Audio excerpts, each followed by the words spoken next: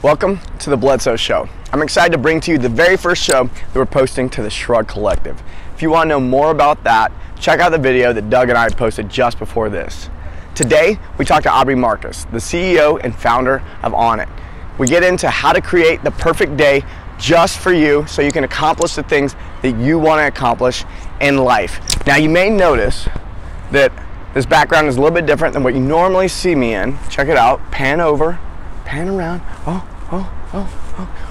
We're on a river in France, and what we're doing is we're doing a sample cruise. That means that my wife Ashley and I are planning a cruise for you. We're gonna be going from Budapest. We're gonna be in a different river. We're from Budapest to Austria.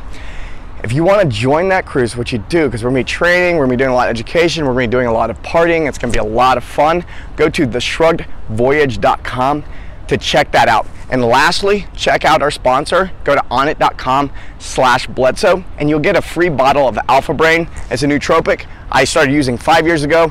I've done a lot of nootropics since then, and this is the one I'm back using again. I think you're going to like it. Check it out and enjoy the show with Aubrey. I'm sitting here with Aubrey Marcus, and this is my first stop on my world travels. So it's Austin, Texas, and I thought to myself, I want to spend some time at Onnit because not only have I gotten to know you over the years a little bit, but a lot of your staff. And a lot of your staff has come out to California where I'm at, and they've taught me a lot of things. And every time I come to Onnit, I learn new stuff. And so this was my first stop, and I was thinking, I'm going to be at Onnit the whole week. And I have been. It's been really nice. I did some 10th Planet Jiu-Jitsu last night. I trained with Sam a couple times this week, and I've actually been taking group fitness classes, which I never do. I never do that, and it's been super enjoyable. That's awesome, man. Thanks. Great to have you out. Yeah, thanks for having me and being so hospitable. And of course, I'm just so impressed with the leadership that has to be involved in a place like this.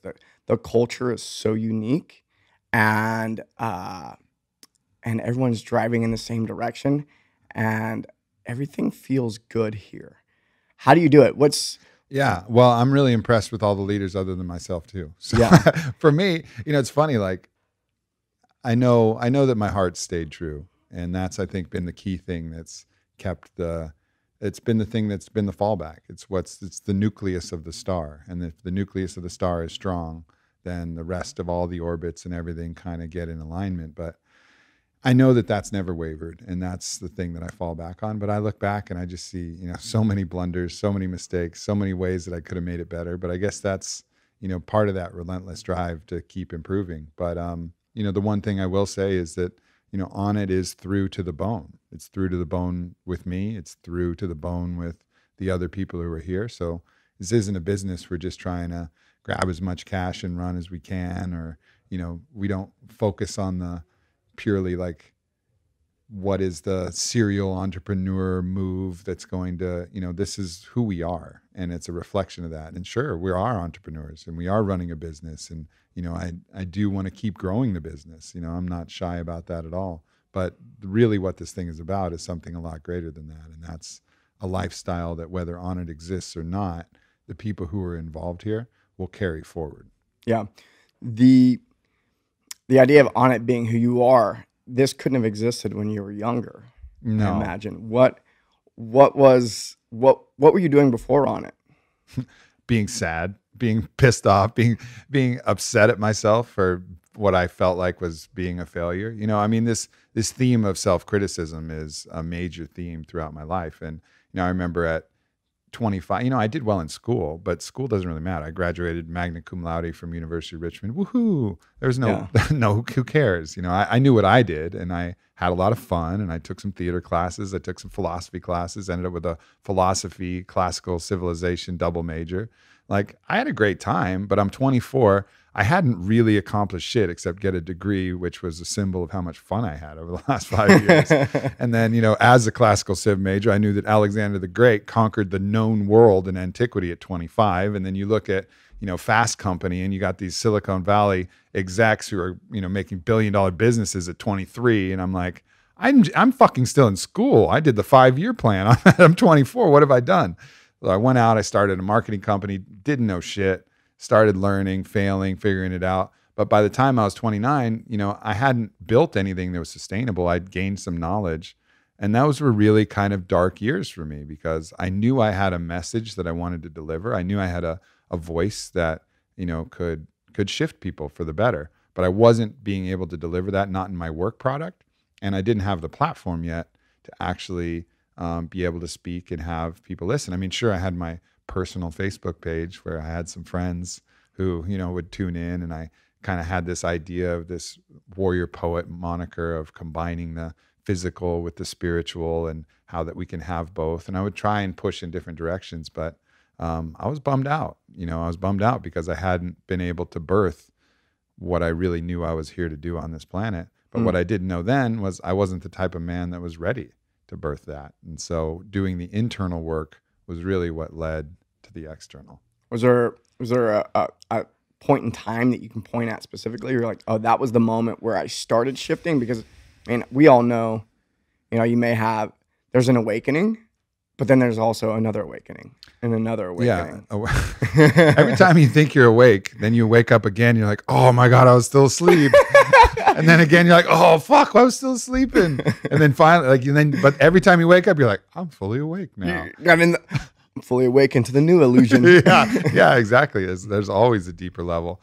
So yeah, that was a kind of a steady process. I started on I did a vision quest when I was 19, and that was maybe the first awakening as far as to who I really am, and then continual awakenings from there. But I think the real pivot in orientation was somewhere around that 29, 30 mark, where instead of just being upset and frustrated at my current job, I was like, fuck it. All I got to do is accumulate enough time and enough resources and enough personal skills to accomplish what I'm going to accomplish. And I started, instead of ruminating and being depressed about my lack of external success, I was just like, I'm going to be the best fucking human being I can be.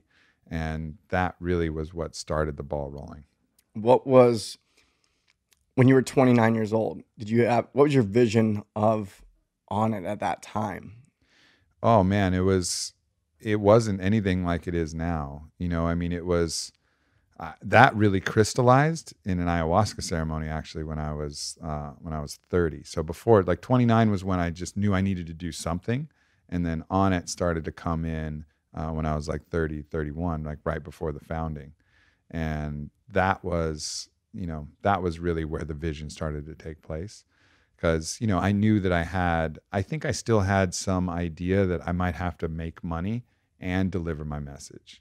I hadn't fully unified those, which is what I feel like Onnit is, because a big part of shifting consciousness is shifting the body. If you're in a vehicle that's tired or sick or doesn't have the energy, then you're certainly not going to be able to open your heart as easily, and you're certainly not going to be able to open your mind as easily.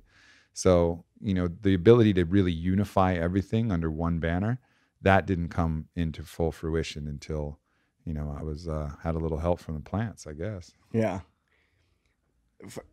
Coupling those two, I think a lot of times people discover, they're like, oh, I think I know what my purpose is, and I've got to make money. And it's like, oh, and but I'm afraid to leave my job or my career, or I've got a kid and I need the health insurance, and I need to figure out, and a lot of times I see other people who chase their purpose or their passion, and then they see them just scraping by and not making enough money. Like, how do you marry those two? Look, I was really blessed in the ability and having the capability to do that. But I think it's possible for many people, depending on what your passion is. If your passion is, helping marine sea algae, oh man, you might just be scraping by, or you might need a job, 9 to 5 doing something else. But for me, my passion was generalized enough, improving the self, that there was legitimate, business ventures that I could get into that made sense, and Onnit could have just focused on any one of these things. It could have just been supplements, could have just been foods, could have just been, the workout equipment, could have just been the gym. But for me, I really had that idea that it was a little, it was total human optimization. You needed all of the pieces to work together. So I just decided to go after it all, which is maybe not the best business decision, but it's, feels like what my heart wants and feels like what the right message to put out is.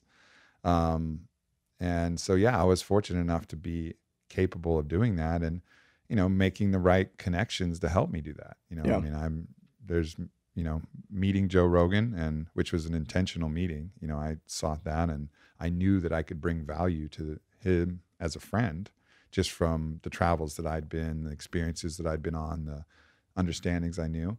And I knew if, we had a chance to meet up and see ourselves as peers, we could be friends. And so set up a meeting with him, and, that was able to come to fruition. But that was only able to come to fruition because I was the type of person who was ready to be friends with Joe. Yeah. And from that friendship came an opportunity to accelerate this business pretty dramatically with low capital because, my family growing up had money, but they didn't give me a cent to start on it. I was on my own. So I raised money from Bodie Miller, who's another homie that I met partying my ass off in Vegas, and, another 50 grand. So I raised 110 grand, 60 from Bodie and 50 from, a business contact that I knew in Philly. And, that was it. And then partnered with Joe, and then here we go. That was the plan. So, it was fortunate, it had all the right pieces in place. I was the right guy. We had my passion lined up with the market, and I had the right, partner who could open up a platform to make this work. So I rolled the slot lever, and I got all sevens, and the coins started pouring out. Nice. Yeah. Most people, I've studied business for a while myself. I've been in business. I've been an entrepreneur. I've started multiple projects simultaneously and gotten my ass handed to me. Have you had, can you share with us a time you've had your ass handed to you, and how do you manage so many projects going on at one time? Well, first of all, I've failed at most everything I've ever done other than Onnit. Like, I've never made a good investment. Not one. I haven't even returned. I usually don't even get my money back. Like me. Yeah. Yeah. It's like, I'm all the other business ventures, that I've tried beforehand. I had a company idea where, there's a trend where UFC fighters were painting their nails to prevent chipping, and also just because they're badass, paint their toenails particularly. So I had like a male toenail polish company. Failure. I had like all kinds of other things that I was like trying to create and trying to come up with. Everything, nothing worked, but I always learned a little bit of something. I learned a bit from this or that. And, just the accumulation of all of those getting your ass kicked, that helps. And even right now, I look at, we had a lot of people. You were over at the MAPS dinner, and there's a lot of very successful people, from Tim Ferriss and Josh Bozzoni, and people who are, have created much bigger, business waves than I ever have. And, I see them, and they've been a lot more focused than me. And I realize, like, one of the things that has been challenging is I have been trying to do so many things. Been running a gym. We have yoga studios. We have supplements. We have foods. We have fitness equipment. We have personal care. I have my own podcast. I have books that I'm writing. I have all of this stuff. And you probably have a lot of people bringing stuff to you constantly. Oh, constantly. Oh, I think this would fit on it, right? Yeah. I mean, yeah, absolutely. So I got a pitch for you after this. Good. I had somebody at the MAPS dinner. It's so funny. I had somebody hard selling me in my kitchen at 1:30 a.m. And I was like, listen, man, this is my house. Like, this isn't fair. Like, I can't go anywhere. You've trapped me. Like, please leave. You have to get out. like maybe, but no, you can't do this. Like, I'm trying to eat mushroom risotto and fucking relax after a long night. So yeah, you do get a lot of that, but it's all good. It's all love. It's just people trying to figure out how to make it work. But I think a lot of people get the value proposition off. What they're offering isn't nearly in balance with what I would offer them. So what they're really asking for is charity, but they're masking it as reciprocity, but it's not that. It's rare that there's a true value proposition, and those are the allies that we end up working with. But if it's like, hey, look at my thing, and you can use Onnit to fuel this thing, well, will your thing help Onnit as much as Onnit will help you? Probably not. So, and I think that's where if you really want to work with a company like Onnit or any big influencer or something, just focus on the value first. Let the ask come later. Right. Like when I came to Joe, I had no agenda other than like, dude, I know about aliens, psychedelics, super volcanoes. Let's talk. That was the value proposition. Let's have some laughs. Let's talk about shit that you like. And then, 3 years later, there was an Onnit partnership. But what comes first is a value proposition. Maybe that's just some laughs. Maybe that's a workout. Maybe that's something that you're really good at that you can share. Yeah. When I first met you, I think it was 3, maybe 4 years ago. And we came and visited here. We interviewed you on Barbell Shrugged. Mm-hmm. Actually, I think I can't remember which one was first, but I remember thinking this guy is a leader, and the difference that I perceive now. So I'm just going to talk about my perception of everything that's happened. Mm-hmm. So is before you were working really hard and making this work, and it looked like you were doing a lot of it. Mm-hmm. And what I perceive to be true now is you've attracted other leaders. Yeah. And you've become a leader of leaders. How's that transition been? Yeah, I mean that's been great, and I think there's more of that to come. But watching these people, first of all, attracting the right person, but then watching them on their journeys, becoming the people that they're capable of being. I mean, I was a fraction of what I am now 5 years ago, and so I've leveled my game up in a lot of different ways, from the skills that I have to the emotional control that I have to the purview that I have from the information that I've gathered. And I think a lot of people in here can say the same. And that's a beautiful process to watch. And then, there's also times where you get down on the front lines and rally the whole troops directly. I still love those moments. I always, those are really emotional, strong moments for me. Like when I get to have the full company, which is now 180 people gathered together, and I get to give that kind of rallying speech. But yeah, you're right. I mean, most of the work I do is a couple people around a small table like this. Whereas before I was right on the front of our 30, 40, 50, 60 person team and really touching everything. And I still try to make my rounds and be visible and get feedback from all levels, because you can also be too insulated, but we really try to cut down that bureaucracy and allow all information to flow to all levels, which can be challenging, but I think it's important to be able to lead correctly. Yeah. I imagine a lot of people look at you, I know I do, and go, wow, how did he do it? What's his day look like? What's it like to be a person like that? Do you outline any of this kind of stuff in your book? That is the book. Like, that is the point of the book. Like, what does the best day you could possibly live look like? Not a day that's going to borrow from tomorrow to pay for today, but a day that you could sustainably reproduce, that it will allow you to put out your very best effort and your very best work product and enjoy yourself. Like, the book isn't, I think a lot of times we get too myopically focused on one KPI, one goal, which is productivity, or one goal, which is getting jacked, or one goal, which is whatever that thing might be, detoxing.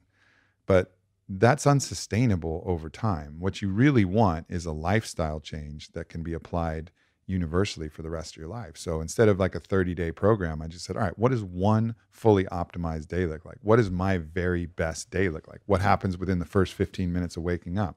Well, I get a little sunlight, I hydrate with a little sea salt, water, and lemon, and then I get some movement, set the circadian rhythm. What's my next best step? Well, my next best step is going to be a cold shower. And that's going to help my stress response. It's going to help increase alertness. I'm going to combine that with some Wim Hof breathing, which is also going to drop my stress response. So I'm going to slide into the day, and maybe a breath hold, which will increase adrenaline as much as, bungee jumping if you do it right in the Wim Hof method.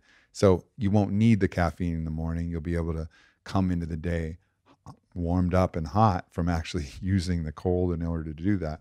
What do you do on the commute? Well, I listen to an audiobook instead of just zoning out, or getting stressed about something. So I'm learning. What do I do when I'm here? What are the most effective work practices? What are the scents on my, essential oil diffuser that are going to help facilitate that? And there's actually good science behind essential oils. And then, when do I take my power nap? What's my breakfast look like? Do I skip it for intermittent fasting, or do I keep it keto during the day, in order to mitigate blood sugar swings? It just goes on and on. What does the perfect training session look like? When's the best time to have a glass of wine or smoke a joint? How do you use tobacco effectively? What happens if you go off the rails and have too much sugar? How do you mitigate that blood sugar response? And what happens if you drink too much? Like all of these things that you would deal with in a day. What are the best sex practices for getting in flow state? How do you use sex as a vehicle, not just to get your rocks off, but to get your mind out of the clutter of the day? How do you unplug at night? What's the best journaling practice? What are the best ways to look at sleep? Those are the questions that I wanted to ask and say, put that all together in one day and just see how your life changes. Just live one fucking day that way. And I think people will be shocked. Do you think people can make that shift that quickly? I mean, I could definitely see achieving that one day. Like, all right, I'm going to block off a Sunday, and I'm going to have my perfect day on Sunday. And then on Monday, all habits ensue. It won't. I don't think they'll be able to live every day like an own day. So I think what I'm really encouraging people to do is do exactly what you said, block off one day, but I want it to be a work day, because Sundays are too easy. Like, and it includes, it includes work, and it includes the work practices, includes things that involve the commute to work and the commute back from work, so pick one of those days, get prepared, because there is some, basic, you got to figure out what you're going to have for lunch ahead of time. It's not going to be the interns rolling through and going to Subway and you're like, meatball marinara, fuck it. Like that's not owning the day. That's reacting to the day. So it will take a little bit of preparation. It's not going to take a lot of money, because the best miracle drugs in the world are free as fuck. It's air, temperature, sleep, sex, exercise. Those are the fucking miracle drugs. So that's really what we're using to drive this thing. And then of course food is going to be important, but yeah, pick one day and then just do just one fucking day. One day. That's all we're asking. It's not a big program. It's not a big commitment. You don't have to start fresh on Monday or start till fucking January 1st, 2019 and make this whole lifestyle change that's unsustainable. No, just pick a day and you just do that one day. Just stop thinking about it. Do one day and see how you feel. See how that day changes what you do going forward. Maybe you won't do everything from that same day, but I guarantee you'll pick up a couple things. There'll be a few additions you do, and maybe you'll edge a little bit closer to living more days like that. I mean, I'm not in accord with 100% of everything in the book, but I'm getting closer. I'm doing cold showers instead of once a week or twice a week. I'm doing them 4 times a week, 5 times a week. Instead of having keto breakfast and lunch, and then carb backloading at night 3 times a week, I'm doing that 4 or 5 times a week now, with intermittent fasting more regularly. Like, I'm getting closer to this. And as I get closer to that, I'm just getting better at everything that I'm doing. I feel better. I have more energy. I have more capacity. I can deliver a better work product. I can deliver a better relationship, energy. I can deliver on all fronts and just be happier.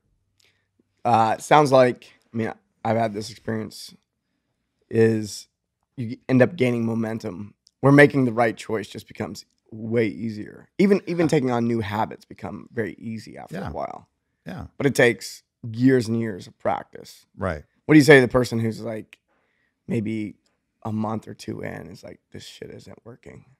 That's why I think you got to make it smaller. I fucking love the story. I got a chance to meet Marcus Luttrell, lone survivor. Yeah. And for those of you who don't know what happened to him, you were at the MAPS dinner. I told that story there too. Yeah. I've seen Marcus speak. Yeah. It's really powerful. But for those of you who don't know, he watched all his best friends die, and his whole team was killed and shot up by the Taliban. He was shot a bunch of times, blown up, his ears ringing. He threw himself off multiple cliff faces in order to avoid the gunfire. And he's completely broken. And like 999,999 out of 1,000,000 would have just died and been like, fuck it, I'm dead. But because he had to crawl an inordinate distance out on his fucking elbows because his body was broken to get anywhere approximating somewhere where he could be saved. But if you looked at how far he had to go and how broken he was, he never would have even moved. Right. But what he did is he took his hand and he drew a line in the sand as far as he could reach. He said, I just got to cross that line. And then when he crossed that line, he crawled on his elbows and crossed another line. And that's exactly what we need to do too. So instead of looking like, God, I got to change my life. Well, that's a fucking stressful idea. Change your life. That's big. No, just change a day, change one day, and not even worry about the day. Maybe that's too big. Read chapter 1, change your morning. Yeah. And then after your morning's change, all right, what's chapter? All right, I gotta breathe 40 times and turn the shower cold. Well, I can do that. And then what's the next thing? Well, instead of listening to Pearl Jam, I'll put on an audiobook. Okay, I can do that. And then when I get to work, all right, what's the first thing I do there? And then what's my preparation for lunch? Just take it like one baby step at a time, one drawing that line in the sand at a time. And that's all you need to focus on. Don't worry about changing your life. Your life will change. Just take the little baby steps to get there.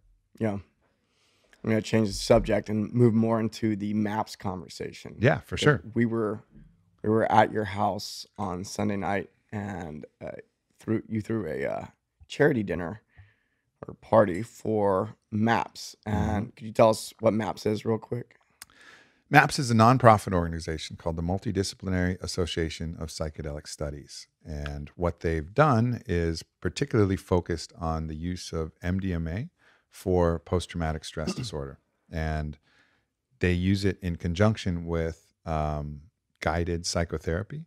And what they've shown is, currently the treatment options are pretty rugged for PTSD. There's some innovative stuff happening with taking veterans going surfing, and there's a lot of people are trying to find a solution, but the pharmaceutical solution currently is really failing. It's a cocktail of many, many drugs that sets people up for a lifetime habituation to those drugs and doesn't really mitigate, doesn't really cure the root cause. It can maybe mitigate some symptoms and can maybe be helpful in certain cases. Certain cases, it can maybe exacerbate some symptoms, like suicidality is something that is a factor that can increase with some of these medications. So what MAPS is doing is studying MDMA for the treatment of this. And the results they have, which is 103 completed patients in phase 2 FDA approved and trials that were overseen, the data overseen by the FDA, they've shown that they were able to cure 2 out of every 3 treatment-resistant cases of PTSD. So this is a fucking paradigm-altering revolution in medicine, where it's not just treating with constant doses of MDMA or, in the pharmaceutical model, that would be Valium or Xanax or whatever else they're prescribing, but they're able to cure with just 3 sessions, no more sessions needed, cure PTSD and getting to the root cause. And when you look at how many people are traumatized, not just the first responders, not just those coming back from war, not just those on the police force or the fire department, when you look at everybody who has trauma, from sexual abuse to just a rough go as a kid. I had a great childhood, but I got fucking trauma. Everybody has trauma. And the ability to have, as early as 2021, if they're able to get funded, have psychotherapy clinics where you can go and cure some of the root causes of your conditions. It's a future that I think we owe it to ourselves and owe it to the world to help be a part of building. Yeah, the idea that everybody has trauma, I think, may be new to some people. And in fact, I've got friends who have been to war and had PTSD. One friend I had on the show, in fact, he was in the worst of the worst in Afghanistan, came back, had PTSD. They had him on all sorts of pharmaceuticals. He got away from that, embraced cannabis, and from there went to ayahuasca and really was able to get the healing he needed. And one of the things that he discovered is what occurred in Afghanistan was not really the source of his trauma. The source of his trauma was his childhood. And it was our culture that had created this trauma for him. And I totally get that. Yeah. When I look at, I had a fairly great childhood as well. And then I also went into the military, and I don't think I really experienced anything there that would cause PTSD. And I was also serving with guys who had some experiences where it was difficult for them. And I shook it off a little bit easier than most. But when I ended up getting into plant medicine myself, I completely saw where I had all this trauma from, 5 years old. And when that got cleaned up, all of a sudden it was as if magic were happening in my life. There was a lightness in my body. There was an ability to do the things and accomplish the things that I was not able to accomplish previously because my subconscious was hindering me. And I personally, beyond plant medicine, have also had transformative experiences with MDMA. Yeah. And I've witnessed people with MDMA that have PTSD go through their process, and it's been really, really beautiful. And once you have that in the room perspective, like oh yeah, I've been in the room too. yeah, And, when you see it actually happening and you see what people come in, the person they come in as and the person they come out as, like you're talking, everybody's talking transformation and therapy and all this shit. You see something that dramatic and you're like, whoa, yeah. whoa. This goes beyond like, oh, I had this transformative experience, and then I Yeah. called my dad after not talking to him for 10 years. Yeah. This goes down. I would say it goes so deep that it impacts parts of your life that you couldn't even imagine. Everything. Everything. And it starts the body is remarkable in its ability to heal itself. But this is the initial thing that starts the healing cascade. Mhm. It's like you have a wound that's festering and closed shut, and it's an infection that's raging, and this is the opportunity to come in there and open it back up, but with sunlight and fresh air and, really love is what you're healing with. Mhm. That's the body's best weapon to heal all of these traumatic instances, love and forgiveness. But you're coming in that same example with that thing that allows the healing cascade to go through. And it's not going to be immediate, but you get some of that stuff out, and then the body starts healing the process, cleaning it up, just like the body would do with the skin wound.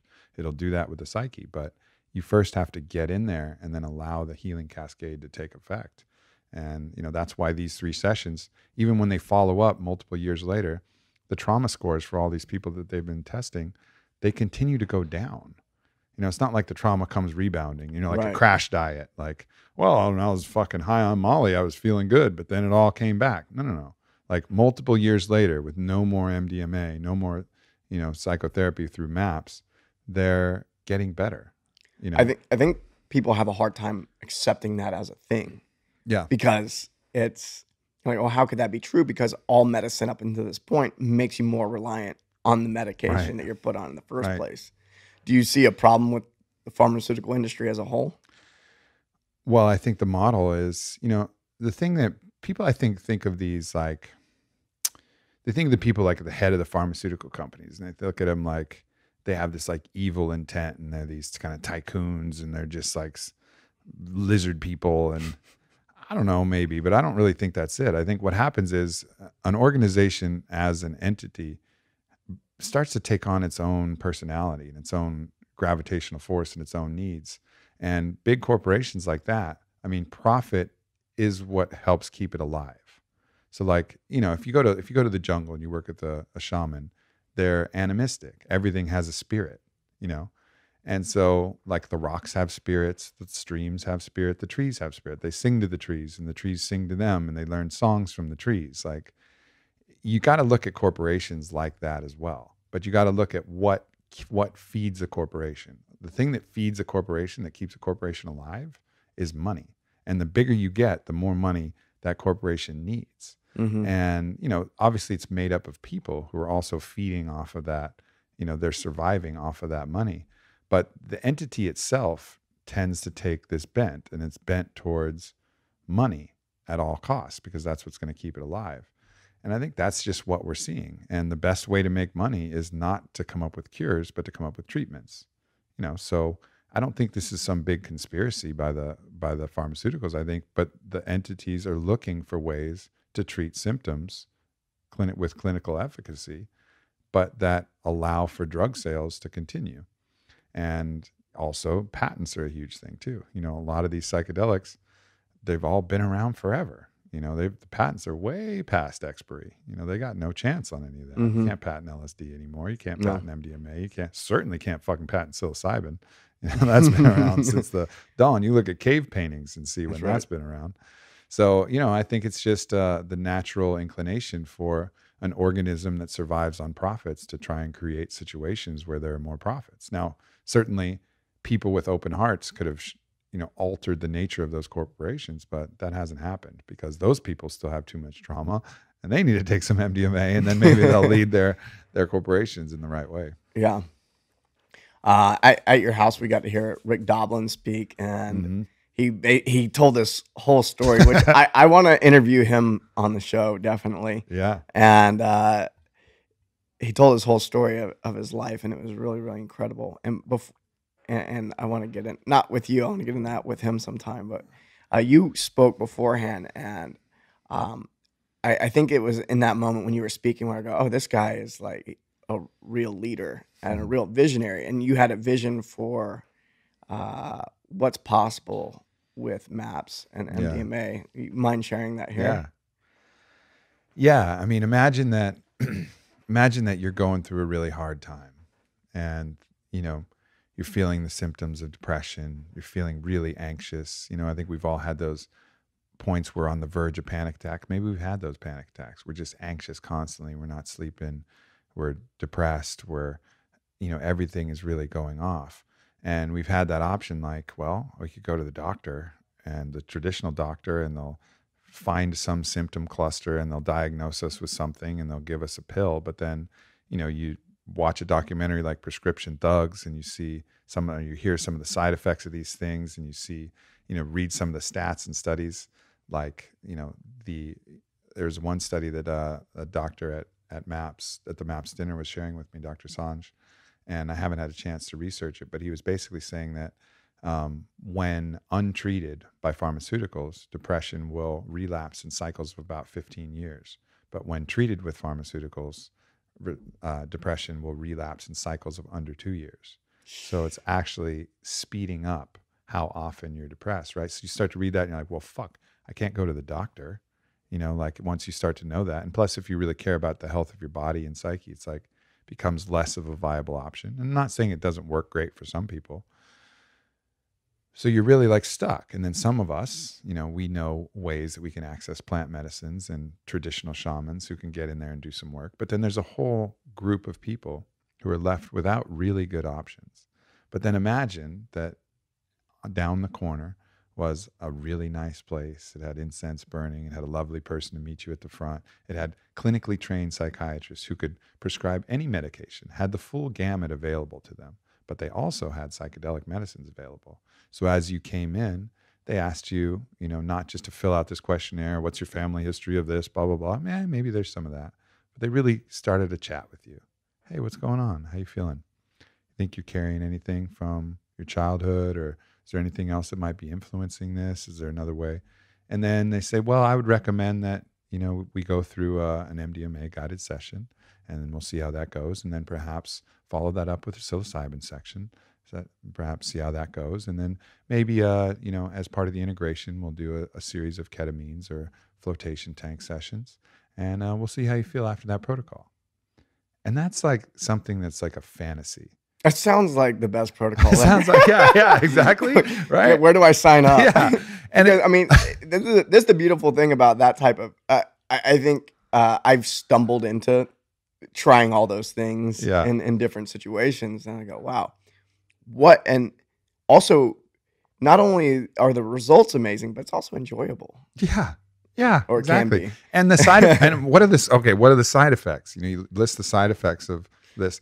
Side effects of MDMA. Yeah, you might heal your trauma. You might also love life more, love your girlfriend more, love your pets more, have revelatory thoughts about your business, who you are, like the side effects of these, what are the side effects of psilocybin? I don't know, maybe God will show up and talk to you, like maybe you'll converse with some ancestor, like who the fuck knows? Like, and when you're doing it in the right setting, like you're putting this positive cascade in, and yes, we're going there, and they'll be going there to help you treat a problem. But the ancillary benefit from either enjoyment or from, these positive side effects, Yeah. Like that's another paradigm that people don't have. These things you could be going there to help with smoking cessation, which psilocybin has great research on helping people quit smoking, like up to 80% of people quit smoking if that's their intention, taking psilocybin. You could go in there for smoking cessation and then have a completely revelatory, mystical experience where you converse with, what feels like your higher self or an inner intelligence or some entity that's outside of yourself, whether those are all inside yourself or not. I don't even care, but that could be the side effect. And that's why when they studied that in Johns Hopkins, like a good proportion of people who were working on their depression, taking the psilocybin, also put it up as one of the top 5 experiences of their life. It wasn't just like a treatment, like, oh yeah, I got to treat this thing. Right. Like physical therapy. Like nobody's like, oh yeah, physical therapy was a top 5 experience of my life. Like, fuck, that hurts. It's annoying. But like psychic therapy could be the best thing you've ever done, ever, as the side effect of that, as not even the primary goal. And that's the beautiful paradigm that we're not that fucking far from. 2021 was what MAPS was saying. Nice. And they just needed a couple $1 million. Just a couple $1 million. Just a couple $1 million. Well, there's a goal. There's a goal. What's the goal? So a guy, this cryptocurrency millionaire, billionaire, I don't know who the fuck knows, he's mysterious, but he made a shitload on cryptocurrency. Hopefully he sold some recently. Yeah, it's down. It's down, right? Well, by the time this podcast releases, maybe it's up. Who knows? Who knows? But anyways, he offered to donate up to $4 million matching donation up until March 10th. And MAPS only needs $6 million to fully fund their phase 3 clinical trials. They got breakthrough status. They've got agreements with the FDA that if the data looks good, the drug has to be approved. I mean, this thing is just locked and loaded. It's like on one of those bobsled water slides, like all we got to do is just get that run and push, and the rest is just going to be steering, because we know the results are going to be there. So they need $6 million. If they match the full $4 million, they got $8 million. They're going to take that and start working on legalization in Europe and Brazil and all these other different countries. So the game continues internationally. But so really all we got to come up with is combined between all the forces out there, like $3 million. The cryptocurrency guy, Mr. Pine, the Pineapple Fund, he's going to match the other $3 million, and MAPS is funded. And this 2021 vision that I was just talking about, like, that's going to happen. Yeah. I didn't realize how close we were. I know, right? I'd been hearing numbers, we're in, stage 2 or is it stage or phase? Phase 2. They finished phase 2. They're going into phase 3. Yeah. And I was like, oh, phase 3 is the final phase. Yeah. Oh, that's cool. But it was standing in your living room and hearing you say, oh, we only need this much money to actually happen. I'm sitting there, and the reality of it coming true really sunk in, and it was both exciting and I got thinking, how can I help raise that money? I know, right? Because like all we gotta do is get there, and that'll be very, very incredible. Why do you think people are afraid of psychedelics? Well, remember I was talking about how a corporation is an entity, and that entity wants to survive. Mm-hmm. We have a part of ourself that, like Paul Selig, who was just on my podcast, he calls the small self, and Freud would call it the ego self. And there's many different names, but it's the part of us that's attached to our identity, attached to the physical things about our life, and our status, our how many likes we're getting on social media. That thing, that part of us is like an entity. It's like a being that exists, and that thing survives on a lot of delusion and a lot of fear. And if you elevate your perspective, and if you change the way that you think and identify with a different part of yourself, that higher self, that eternal traveler in this physical starship that we get to cruise around in, if you identify with that, the other thing can start to die. It won't completely go away, but it fears that. It won't be in control. Yeah, I've dissolved it a few times. Yeah, it's coming back. It always comes back. But by doing that, you shift the perspective, so that organism is weakened. And I really think you got to look at that force of resistance inside ourselves is just our smallest self trying to survive. And psychedelics, as it awakens the heart, which is our highest power, as it awakens, our connection to spirit, which is our guiding star, as it awakens these things, the small self diminishes in power, and eventually, if we do a good enough job, becomes just a supplementary or ancillary part of this existence that eventually, by the time we die, we can completely let go. But it doesn't want that. It wants to be primary. It wants to be in control. It wants to be grabbing our heart by the fucking proverbial throat and blocking off our head and just being this truly kind of dominating force in our life. And psychedelics really strike a powerful blow to the contrary, to that entity. And I think that's what people are afraid of. They're afraid of, having to recognize that they're not this creation that they've created. You speak a lot about coming from the heart and letting the heart be your guide. I mean, what about the mind? And in my opinion, the mind has been put on this unfair pedestal. Mm. Do you feel the same way? Yeah. Yeah. Yeah, because I think I think the mind is really tries to do its best. Its goal is to try and keep us safe, but it's the amount of inputs in the way that we are, in our society. There's far too many inputs. There's far too many stressors. There's far too many social cues. So the mind just ends up running around in circles and trying to figure everything out. And yeah, it's doing its best, but that amygdalic portion of our brain, that kind of lower default mode network, fear response system, survival response system, is really overworked. And there's higher parts of the mind which I think need to be elevated, and that's really what psychedelics do. Part of what psilocybin does is it slows down blood flow to those parts of the mind that are constantly scared, constantly worried about different other threats, whether that's somebody not liking you or all of these, you losing some money, which is, what the mind extrapolates to safety and survivability, So yeah, I mean, I think the key thing is we're never going to get rid of our mind, but there's a wisdom that we hold deeper than the mind that I think should be our guiding force. And that's our heart. That's the thing that's going to exist beyond the mind. It's the thing that exists beyond words and symbols.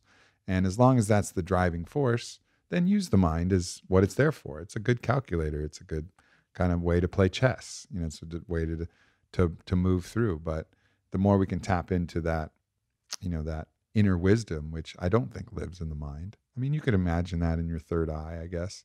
But really, for me, I prefer imagining the seat of that consciousness right in my heart, because when I'm moved by love, that's when I'm making the choices that I'll never regret.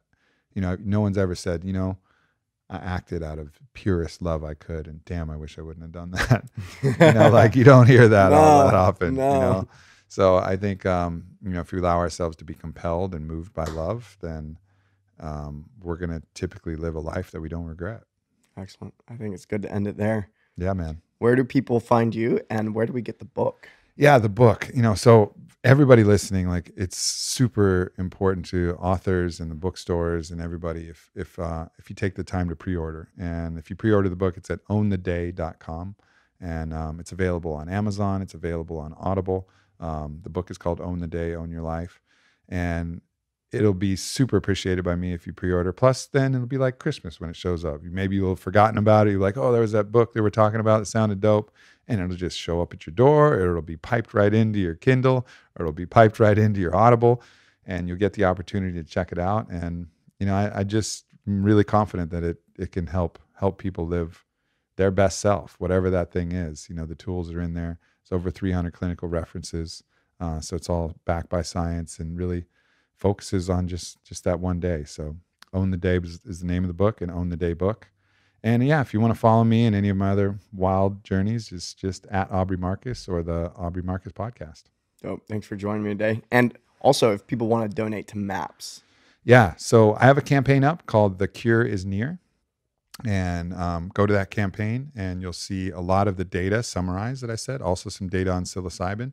And we'll also have the matching campaign available from that page. So you can donate through CrowdRise, or just go directly to maps.org, maps.org.